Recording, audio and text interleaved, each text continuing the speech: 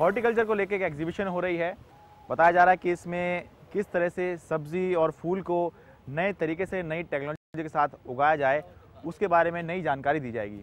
तो कोशिश करते हैं, कुछ देखते हैं, कुछ दिखाते हैं कि क्या नया है और क्या नया इसमें किया जा सकता है। आइए।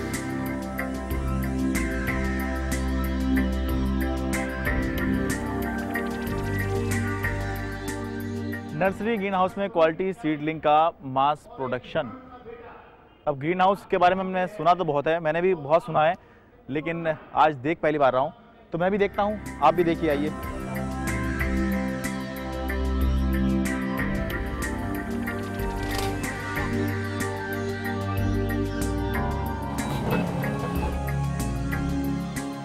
ग्रीन हाउस के अंदर हम आ गए हैं। थोड़ा सा तापमान ऐसा लग रहा है कि बहुत बढ़ गया है।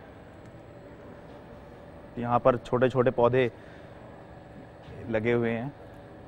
सर, मैं शरद शर्मा हूँ एनडीटीवी से। थोड़ा बताएंगे आप इसके बारे में, क्या है यहाँ पर? थोड़ा तापमान यहाँ पे बहुत बड़ा लग रहा है मुझे। हाँ, एक्चुअली क्या है शरद जी, यहाँ थोड़ा टेम्परेचर जो है वो जो प्लांट जर्मिनेशन है हाँ। उसके हिसाब से, और क्योंकि इस समय ये फाइनल स्टेज है, कुछ प्लांट्स जो हैं वो जर्मिनेट हो गए हैं, तो नॉर्मल टेम्परेचर इसके लिए जो है वो 30 डिग्री के आसपास रखता है। अच्छा। तो 28 से 30 डिग्री, और थोड़ा सा ह्यूमिड भी रहता है क्योंकि इस एरिया में मॉइस्चर की रिक्वायरमेंट ज़्यादा होती है। अच्छा अच्छा। तो हम आपको इसलिए फील हो रहा है जैसे ह्यूमिड अगर कम हो जाए तो। अच्छा, बाहर का तापमान कम है, सर्दी का मौसम है और अंदर आ गए हैं तो temperature due to greenhouse effect आपने सुना। अच्छा, हाँ हाँ, ग्रीन हाउस इफेक्ट जो है ये बाय डिफॉल्ट काम कर रहा है। मतलब गर्मी अंदर आ जाती है लेकिन आसानी से बाहर नहीं निकल पाती। अच्छा, थोड़ा हमें ये बताएंगे, ये ग्रीन हाउस के अंदर ये किस तरह का आपका प्रोडक्शन है? और हमने देखा कि कुछ नई टेक्निक की आप लोग बात कर रहे हैं यहाँ पर। हाँ, हम लोग ये बात कर रहे हैं कि हम लोग यहाँ पर इनोवेटिव टेक्निक्स दे रहे हैं हॉर्टिकल्चर के अंदर। हाँ। हॉर्टिकल्चर जिसका मतलब है फल फूल और सब्जी। हाँ। इन फल फूल और सब्जियों में सबसे इम्पोर्टेंट है हाँ। जो हमारी सीडलिंग है।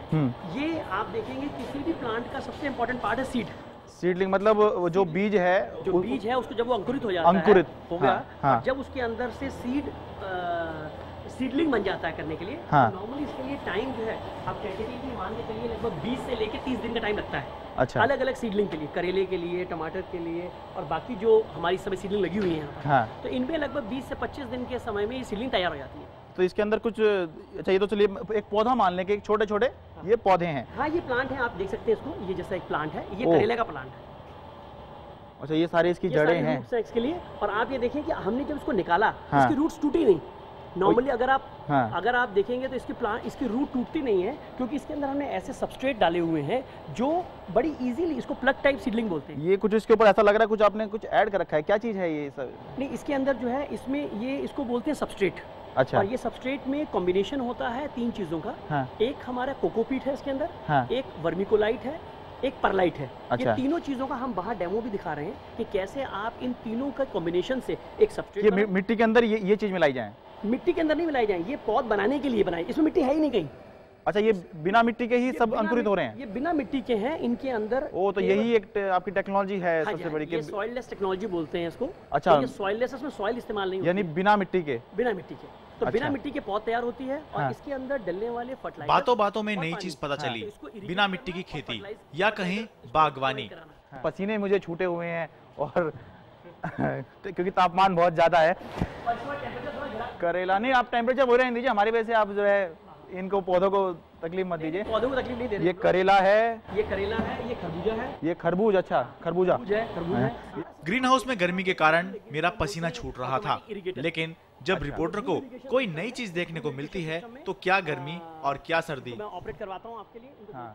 टमाटर के ये सारे के सारे, ये टमाटर है, ये टमाटर का प्लांट है। हाँ। जो अभी मैं आपको आगे दिखाऊंगा कि कैसे हम इस प्लांट से आगे बहुत बम्पर फसल ले सकते हैं। अच्छा। आप आगे दिखाऊंगा मैं आपको, जिसमें आप देख सकेंगे कि किस तरह से टमाटर की एक पौधे से आप 25 किलो तक टमाटर का प्रोड्यूस ले सकते हैं। अच्छा। 25 kg तक आपको पर प्लांट आपको प्रोडक्शन देगा। तो ऐसा हमारे आपको एक पौधे से 25 किलो तक। हाँ। अब आप देखिए, normally conventionally 2 kilo, 2.5 kilo, 3 kilo से ज्यादा नॉर्मली प्रोडक्शन नहीं होता। हाँ। आप कन्वेंशनल अगर आप देखते हैं तो यहाँ पर हम कंट्रोल कंडीशंस के अंदर इसमें आपको बहुत अच्छी क्वालिटी के और बहुत अच्छी क्वांटिटी में। बिना मिट्टी की खेती में उत्पादन ज्यादा होता है, लेकिन इसके अलावा भी क्या कोई फायदा है? बिना मिट्टी में सबसे पहली बात तो ये कि हम स्टरलाइज्ड ये मटेरियल जो है, हाँ। सबस्ट्रेट हम यूज करते हैं। अब जब वो स्टरलाइज होता है तो बहुत सारी समस्याएं शुरू ही नहीं हुई आपकी।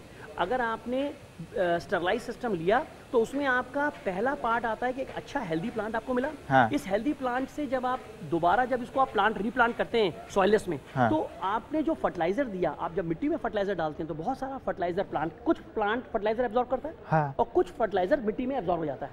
तो उस केस में वो जो वेस्टेज ऑफ फर्टिलाइजर है वो अननेसेसरी जो हमारे को मिट्टी में हो रहा है वो इसमें नहीं होता। इसमें आपको वो पूरा का पूरा प्लांट लगभग 90% फर्टिलाइजर इसमें से एब्जॉर्ब कर लेता है।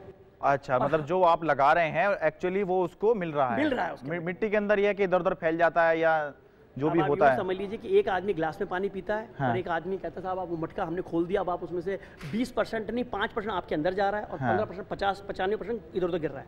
इसके अंदर आप इतनी बात सुनकर जब पता चला कि बिना मिट्टी की बागवानी करके टमाटर तैयार हैं, तो फिर ज्यादा देर ना करते हुए मैं निकल लिया टमाटर के ग्रीन हाउस के लिए।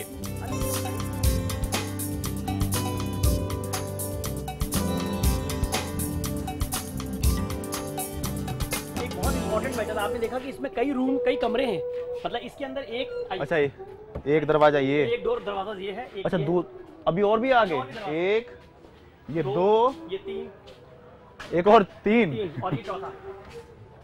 हाँ। अच्छा, ये अंदर लाइट ना जाए इसके लिए है क्या? ये बेसिकली इंसेक्ट के लिए है, इसके ऊपर ग्लू किया हुआ है। अच्छा। इसमें फूड ग्रेड ग्रीस होती है जो लगी है, अच्छा। अभी लगी नहीं है। हाँ। तो उसमें क्या है कि जो भी इंसेक्ट, अगर हमने इतने दरवाजे होने के बाद भी इसको दरवाजा बंद कर दी, ये कम से कम 4 दरवाजे दिए अंदर घुसने के लिए। इसके लिए पर्पज ये है कि इसमें इंसेक्ट आने के चांसेस हाँ। काफी कम हो जाते हैं, और हमारा पर्पज ये है कि हम कम से कम पेस्टिसाइड यूज करें। अच्छा। और अगर इंसेक्ट आ भी गया तो ये ट्रैप कर लेगा उसको, नंबर 1 ऑप्शन, और सेकंड आपको इंडिकेट भी कर देगा कि कौन कौन से इस समय इंसेक्ट्स अंदर जा रहे हैं। अच्छा, जो इससे जरूरी नहीं सारे इससे चिपके हो सकता है और अंदर निकल गए हो, लेकिन जो चिपके हैं आपको ये तो पता चल जाएगा कि ये लोग तो जरूर आए हैं यहाँ पर। तो आप उन फ्रेंड्स के लिए या एनिमीज के लिए जो भी आप ट्रीटमेंट करना चाहते हैं वो आप ट्रीटमेंट कर सकते हैं करने के लिए।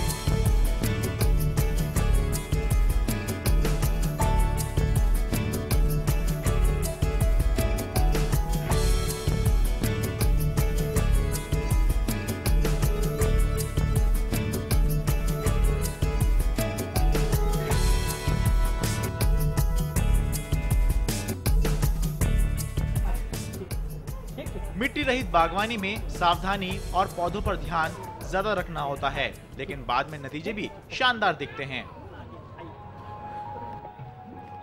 क्या शानदार, जिंदगी में पहली बार मैं इस तरह से आप फ्रूट की क्वालिटी देख सकते हैं करने के लिए।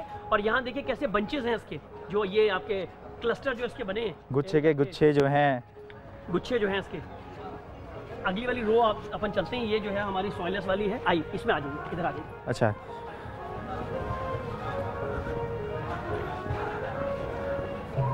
ये कहने को ग्रीन हाउस है लेकिन ऐसा लग रहा है पूरे बगीचे में ही टहल रहे हैं। आप बिल्कुल ऐसा है इसमें, और ये ऐसा बगीचा है जिस बगीचे में फ्रूट ही फ्रूट है।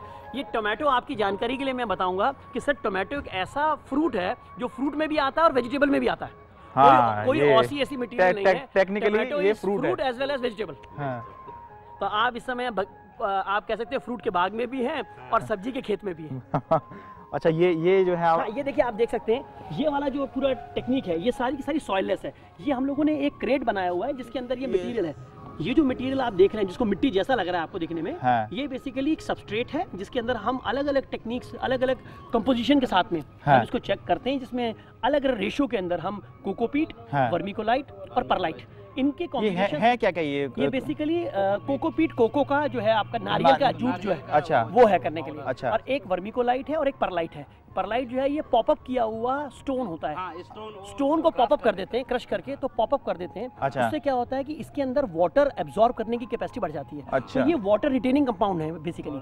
तो इसमें रिटेन करेगा। हाँ, ये दोनों चीज रिटेन करता है, और प्लांट को मॉइस्चर और वाटर दोनों चाहिए। तो अच्छा। दोनों ही चीजें बड़े, आप देख सकते हैं कितना अच्छा इस एरिया में कितना हाई मॉइस्चर। अच्छा, इस तरह से ये हाँ, ये दिस इज द वे, ये सबसे एक सिंपल और सबसे इकोनॉमिकल तरीका है। हाँ। यही चीजें जो अमेरिका में या हॉलैंड में जो आप देखेंगे उनके पास बड़े सुंदर सुंदर बैग होते हैं करने के लिए। अच्छा। पर वो बैग जो है अगेन कॉस्टली पड़ते हैं। हाँ। हमको लगता है कि हम ये बेसिक तरीके से, हाँ। क्योंकि देखिए फार्मिंग में अगर ये तो ऐसा होता है कि बड़ी सी एक कैन को काट के और उसमें बिल्कुल आप ऐसे ही समझ सकते हैं करने के लिए। तो